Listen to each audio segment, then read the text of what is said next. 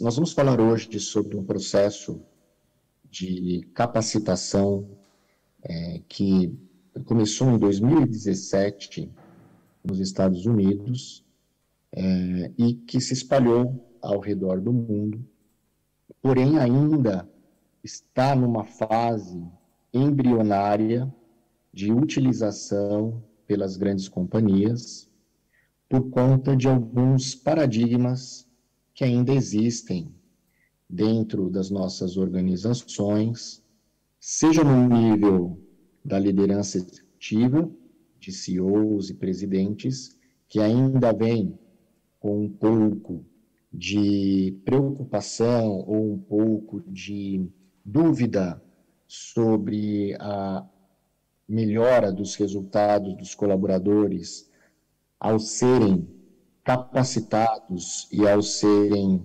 treinados através de mecanismos de gamificação e também do nosso RH.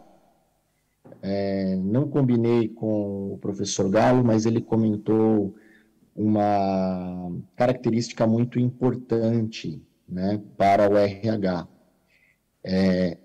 Saber um pouco mais de tecnologia e, por outro lado, os gestores técnicos saberem um pouco mais sobre pessoas. E é isso que a gente acaba falando quando nós abordaremos as novas competências do RH, que no mundo pós-moderno, principalmente pós-pandemia, nós denominamos como relações humanas e não mais como recursos humanos, visto que as pessoas, elas são muito mais do que provedoras de resultado, né? Elas são seres humanos e necessitam, sim, serem encaradas como tal, serem respeitadas como tal e serem desenvolvidas. Primeiro, nós vamos falar sobre essa apresentação terá 3 níveis, assim como qualquer processo gamificado. Nesse primeiro nível, preparando o terreno, nós vamos falar rapidamente sobre o mundo que nós vivemos, o mundo Bunny, né? É o mundo em que nós atuamos como pessoas, como profissional, né? O mundo em que nós podemos dizer jogamos, né? Na vida real. Depois nós vamos falar sobre, no nível 2, sobre as gerações, né? Que personagens nós encontramos nesse jogo da vida real, como que nós devemos interagir com elas. E, por fim, as competências da área de RH e desenvolvimento humano organizacional que devem ser utilizadas para que a gente possa criar ambientes harmônicos, ambientes engajadores e ambientes de alto desempenho. Primeiro, falando um pouquinho sobre o conceito do mundo Bunny, acredito que todos já conhecem, então só vou fazer um nivelamento contextual. O mundo de hoje se mostrou muito frágil.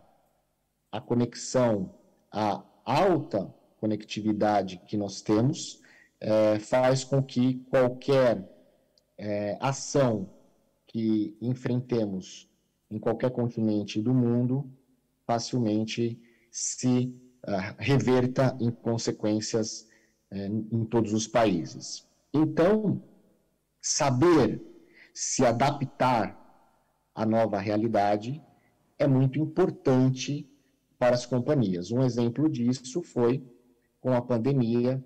Muitas empresas, mesmo as maiores do mundo, elas não tinham uma cultura tão forte de home office. E, de repente, em 2020, fomos forçados todos a trabalhar em casa. Então, aquele conceito que nós sempre ouvimos de nossos pais, dos nossos avós, que ao entrar na empresa, nós devemos deixar para trás os problemas de casa, não mais era realidade, porque a empresa entrou dentro da nossa casa. Então, isso mostrou que as pessoas tiveram que se adaptar a essa nova realidade de uma forma rápida, sem que tivessem perdas de resultado em seus trabalhos. E aí, uma característica importante nesse processo de aprender de forma rápida é o lifelong learning, que é o processo de capacitação automotivada e autoengajada das pessoas, que é um dos grandes desafios atuais da área de RH nas grandes companhias. Esse mundo extremamente rápido, volátil, de muitas novidades, faz com que todos nós nos tornemos mais ansiosos. Nós vemos que as pessoas fazem 1000 coisas ao mesmo tempo.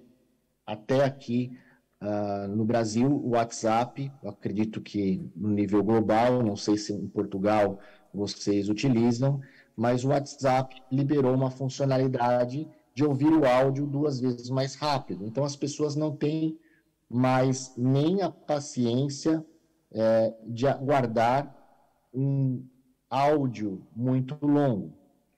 Trazendo para o setor de capacitação corporativo, hoje em dia, as pessoas querem aprender de forma rápida, então os cursos de EAD, cursos online, ou vídeos, ou infográficos, ou seja, toda a pílula educacional que a empresa for preparar para os seus colaboradores, não pode ser longo, tem que ser à base dos microlearnings, pois hoje a velocidade, a interpretação, ela é ditada pelo movimento do dedo indicador, de swap da tela do celular. Então, nós, como companhias, estamos pensando em processos de capacitação e desenvolvimento ainda da forma tradicional, nós estamos indo na contramão da necessidade atual do workforce. O mundo não linear, sendo não linear, nós precisamos de empatia. E aqui, já adiantando, essa é uma das competências fundamentais de qualquer profissional hoje, em qualquer lugar do mundo. A empatia vai nos levar a desenvolver outras competências muito essenciais para que a gente possa trabalhar de uma forma mais harmônica com as demais pessoas. E hoje nós vemos também a necessidade de uma ressocialização, a reaproximação das pessoas, pois a pandemia deixou todos nós 2 anos trancados em casa e isso nos afastou como seres humanos, como profissionais. Um mundo incompreensível. Então, face à quantidade enorme de dados, falta muitas vezes transparência e também poder de reflexão sobre o que é verdade e o que não é. Vimos também, ainda sobre a pandemia, falta de dados, falta de transparência e, às vezes, falta até de conhecimento. Mas, mesmo assim, a gente tinha muitas e muitas informações sendo transmitidas por conta da facilidade tecnológica. Então, tomar decisões em cima de dados é importante para nortear as decisões. Então, aquilo que nós ouvimos na palestra anterior sobre Data Analytics é muito importante, sim, desenvolvermos como competência de técnica, hard skill, nas áreas de RH. Nível 2, os millennials. Os millennials, acredito também que vocês conheçam o conceito desta geração, mas o que é importante nós sabermos e que muitas vezes se passa despercebido. Eles são uma geração que, além de serem a primeira geração digital, já nasceram, cresceram e se desenvolveram num ambiente de tecnologia mais fácil. Eles são pessoas cujos pais trabalham fora. A maioria dos pais trabalham fora. Então, eles ficam longas jornadas desde pequeno em escola. Isso faz com que, naturalmente, eles desenvolvam um senso de trabalho em equipe, um senso de pertencimento ao coletivo e um senso de necessidade de ser valorizado muito alto. Então, quando nós trazemos essas características para o mercado de trabalho, nós vemos que conflita com as formas tradicionais e conservadoras em que nós trabalhamos, em que nós orientamos, em que nós pedimos certas entregas para esses colaboradores. E isso também passa no processo de capacitação corporativa, né? As características psicoemocionais delas fazem com que elas aprendam de forma diferente. E a gamificação vem ao encontro dessa necessidade. Até 2025, os millennials representarão 75% da força de trabalho mundial.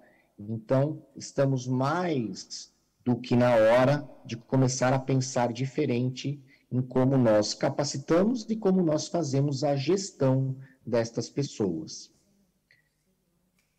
Um parênteses, no último congresso da TD em Orlando, agora em maio, que nós tivemos a oportunidade de participar, o tema foi como reter os talentos, não mais os melhores talentos, mas como reter os talentos, porque o home office possibilitou facilidade das pessoas trabalharem por qualquer companhia em qualquer lugar do mundo. Então, o turnover aumentou 55% a nível global, segundo a última pesquisa. Então, contratar corretamente, sim, é importante, não só para que a pessoa ela possa se enquadrar dentro da companhia e a companhia tenha um esforço menor para que ela produza resultados, mas também para que ela comece a produzir resultados de forma mais rápida, porque o tempo que ela vai ficar na companhia vai ser menor se nós analisarmos os números que estão sendo apresentados em diversas pesquisas. E nisso, o segundo grande desafio é, enquanto ela estiver conosco, nós queremos que ela entregue o máximo de resultado possível. E aí sim, o desenvolvimento de habilidades e conhecimentos importantes para a execução do seu trabalho devem ser promovidas pelas companhias.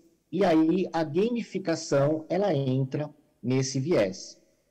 Gamificação, gente, é utilizar mecanismos e pensamentos de jogos para engajar as pessoas. O que são mecanismos de jogos? Basicamente, nós podemos resumir em 3 palavras: reconhecimento, recompensa e premiação.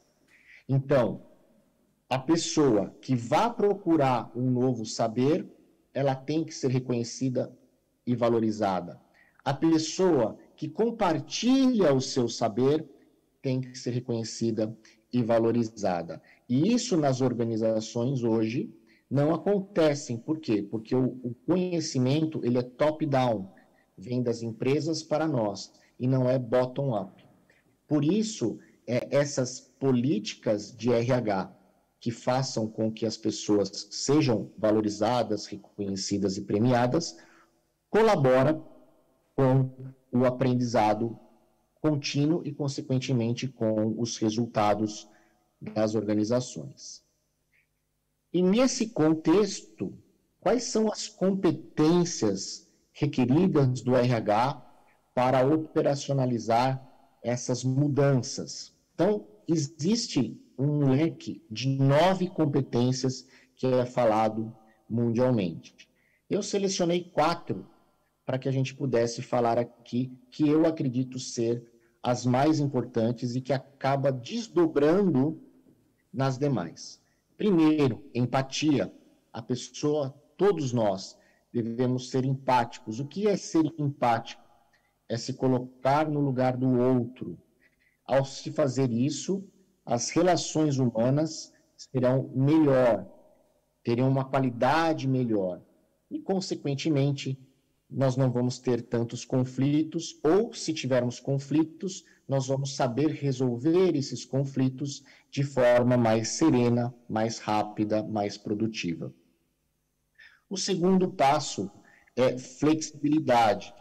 Face a essa mudança de conceito e de tecnologia e de tendência que hoje é, a nível digital, muito rápido, nós temos que ter flexibilidade de ir mudando os nossos planos de ação, as nossas estratégias corporativas, as nossas formas de trabalhar. Como eu comentei anteriormente, a própria pandemia, as empresas foram forçadas a trabalhar num conceito de home office e hoje ainda muitas estão reticentes com o modelo que passa a ser o híbrido, o mais comum em todas as companhias. Então, a flexibilidade de fazer essa gestão e mudar com a velocidade das tecnologias é muito importante. Em termos de hard skills, passa sim para o RH a importância de conhecer as novas tecnologias.